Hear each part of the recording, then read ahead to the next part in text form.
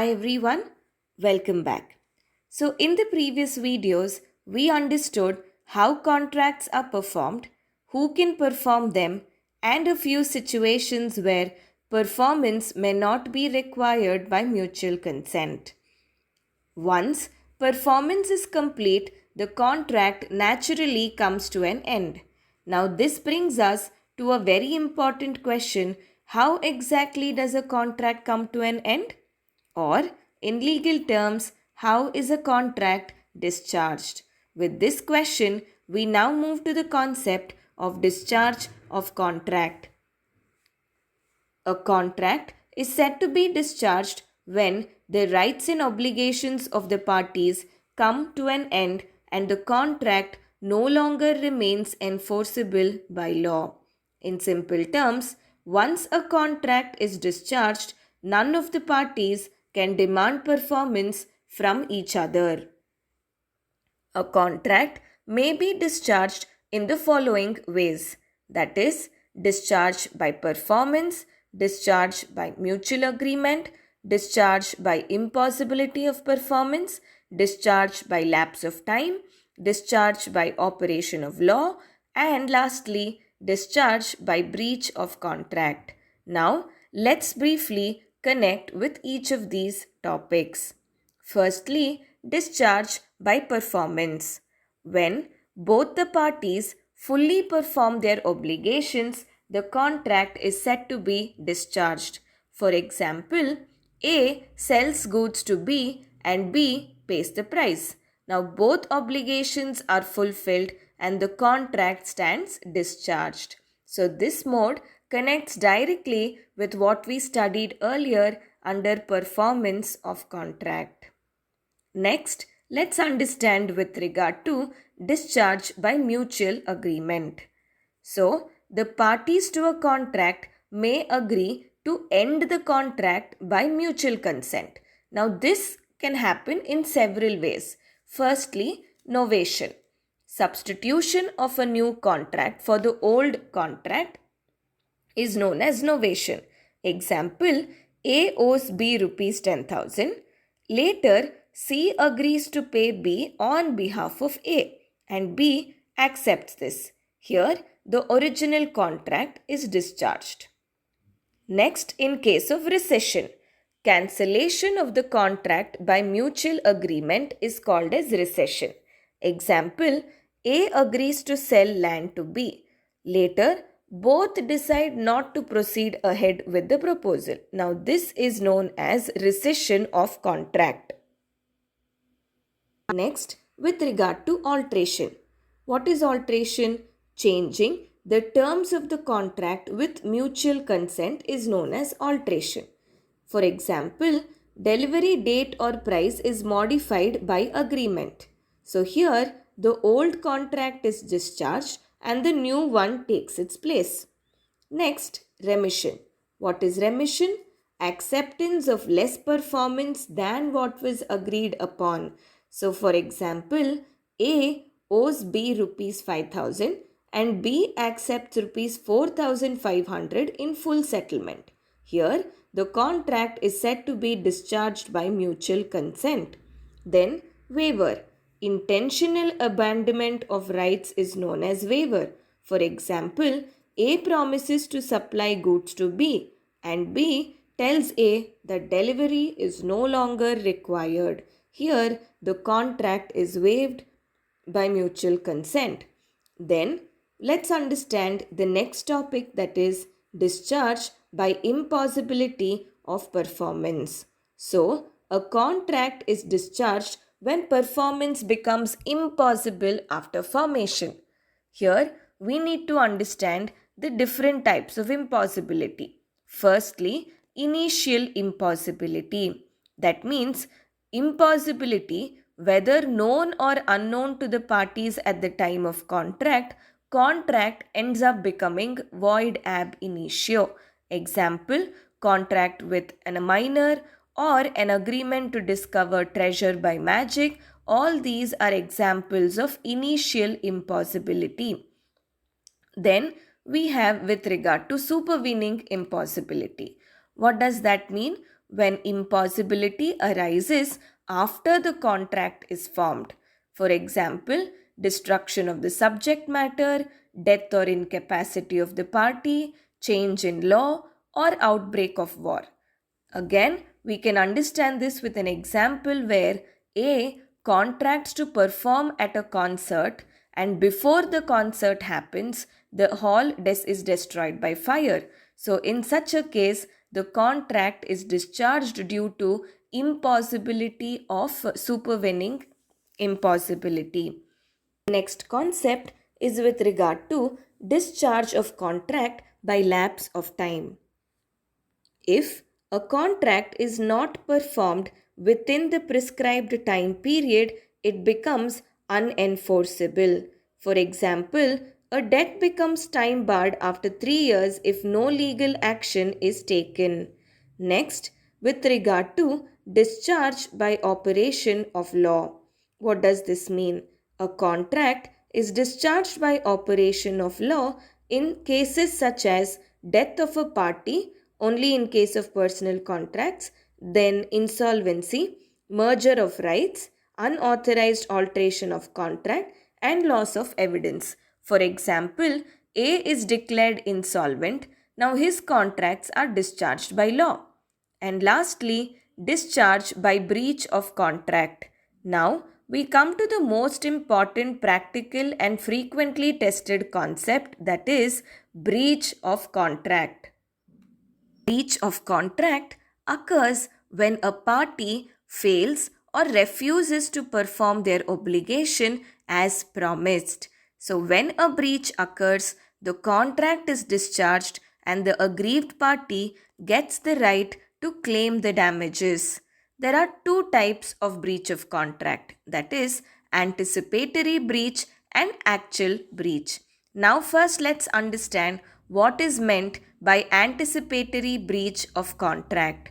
So, anticipatory breach occurs when a party declares in advance that they will not perform the contract. This may happen by express refusal or by conduct making performance impossible.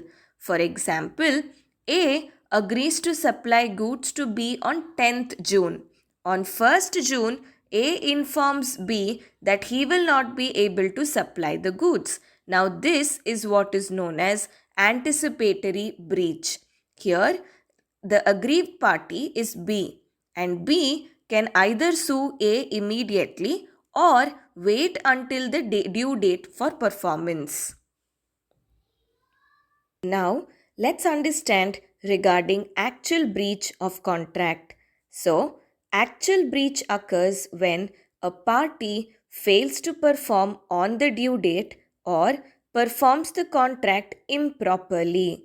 Example, A agrees to deliver goods on 10th June, but he does not deliver them. Here, the actual breach has occurred on the due date. So, what are the effects of such breach of contract? Once breach occurs, contract is discharged, and also the aggrieved party is entitled to claim damages and receive legal remedies. So, before we understand about the legal remedies that is available in case of breach of contract, let me first clarify the difference between revocation of contract, discharge, and breach of contract. So, firstly, revocation. What is revocation? Revocation happens at the offer stage itself. So, withdrawal of offer even before acceptance is called revocation, and this is governed by Section 5 under Indian Contract Act. For example, A offers to sell a bike to B, and before B accepts this offer, A withdraws the offer to sell the bike to B. Now, this is what is known as revocation and not discharge and not breach of contract.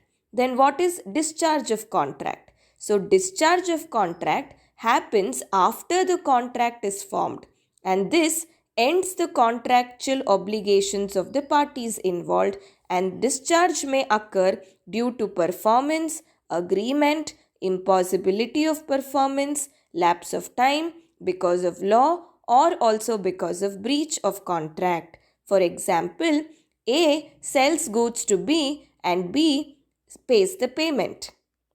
Now here the contract is discharged by performance. And then what is breach of contract?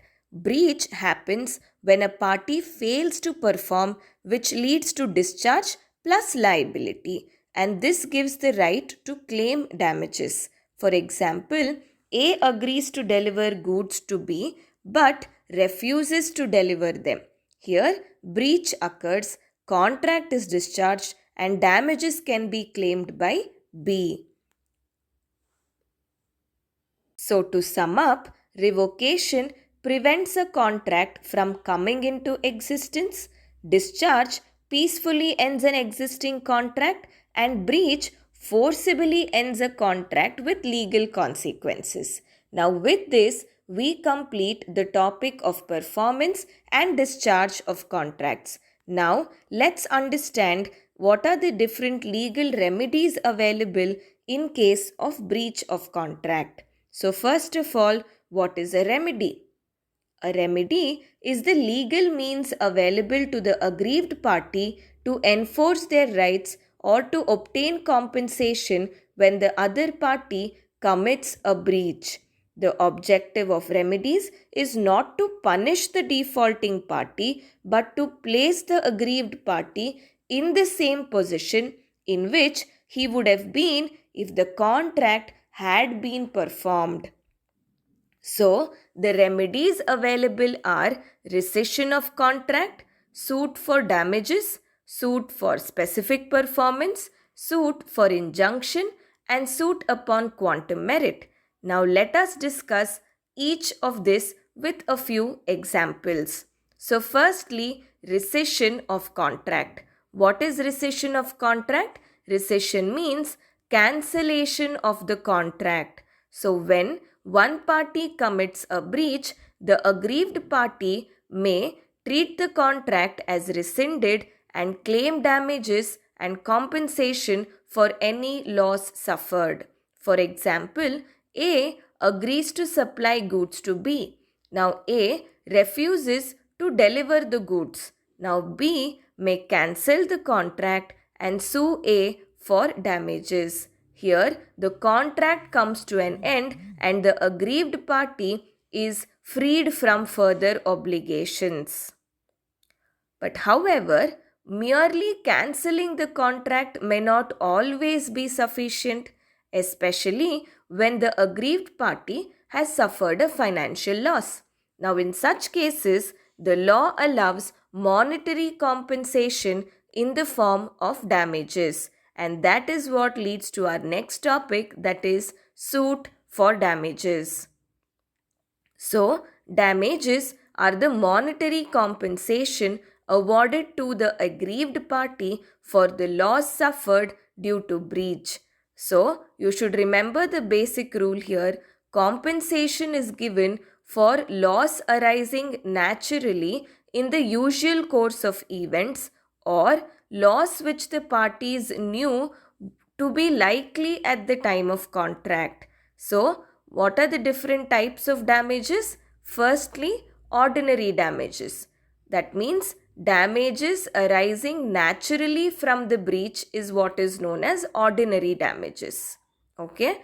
And what is a special damage? Loss due to special circumstances which are known to both the parties.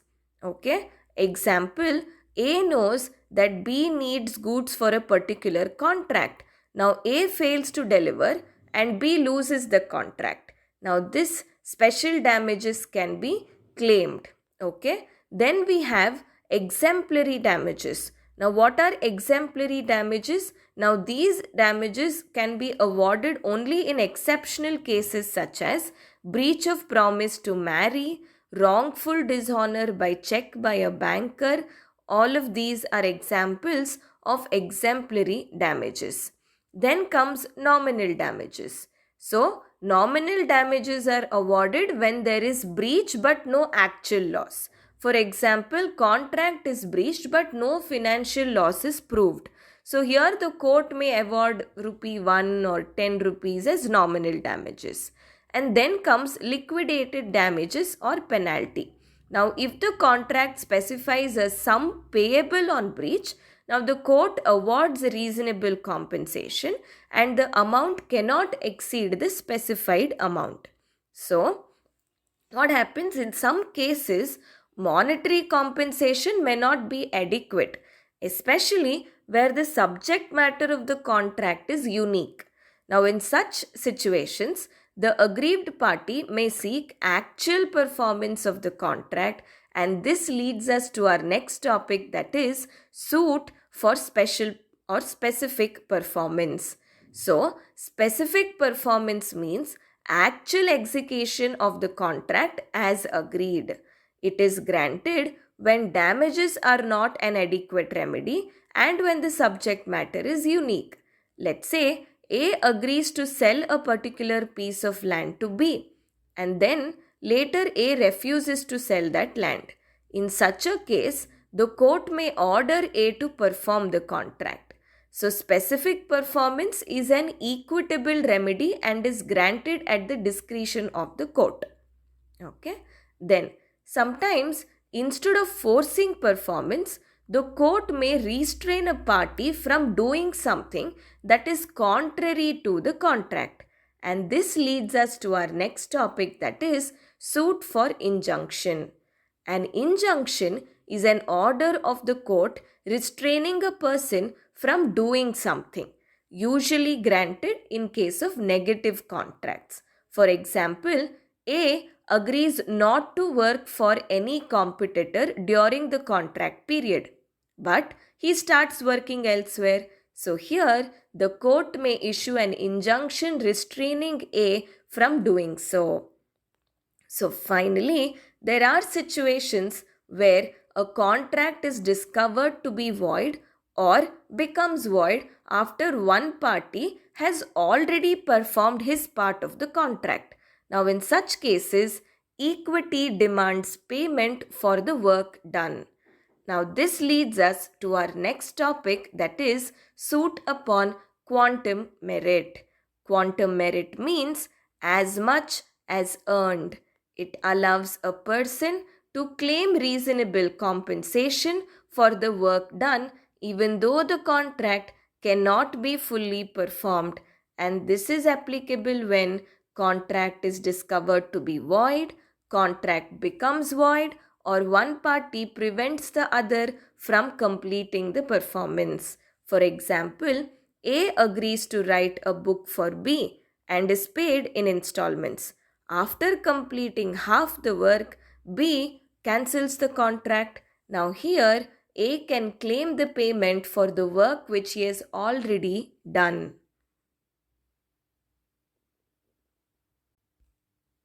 So, before I end the video, I'll give you simple examples.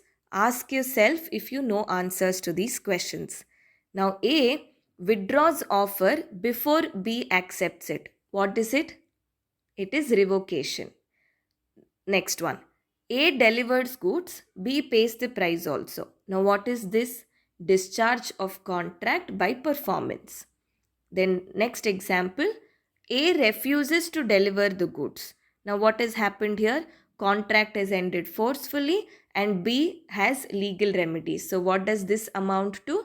Breach of contract. Thus, while revocation stops a contract from coming into existence, discharge brings an existing contract to an end, and breach not only ends the contract but also gives rise to legal remedies. So with this, we conclude week 3 on performance, discharge, breach and legal remedies for breach of contract. Thank you. Have a good day.